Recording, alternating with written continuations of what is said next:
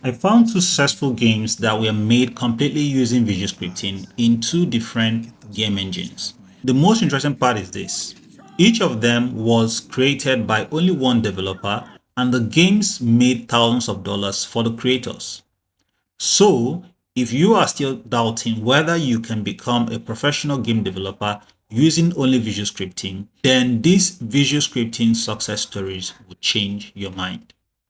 The first game is Choo-Choo. This game was made by Gavin, a solo developer who is the founder of Two Star Games. He made the game in Unreal Engine and programmed the game using only Unreal Engine Blueprint visual scripting.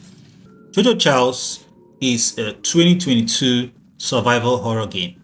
The player controls a monster hunter with the goal of upgrading their train's defenses in order to fight and defeat the enemy character called Charles. Charles is an evil spider-trained hybrid monster that wanders the landscape looking for people to eat. The game is on Steam and it has made a lot of money for the developer. The second game is The First Tree. This game was made by David Wehle. He is also a solo developer. He made the game in Unity game engine and programmed the game using the Playmaker visual scripting. He made the game while working full-time and raising kids. The First Tree is a 2017 third-person exploration adventure game.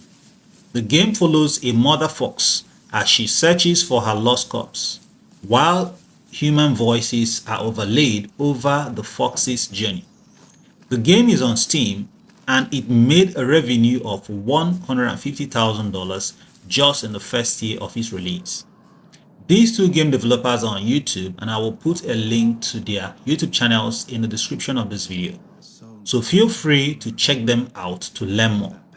This is not a promotional. I genuinely love their work and I am sharing it because I think it will help anyone who is ready to go professional with visual scripting. I'm hoping that the next successful visual scripting game would be made in Godot engine using the orchestrator of visual scripting. And until then, let's keep on creating amazing games.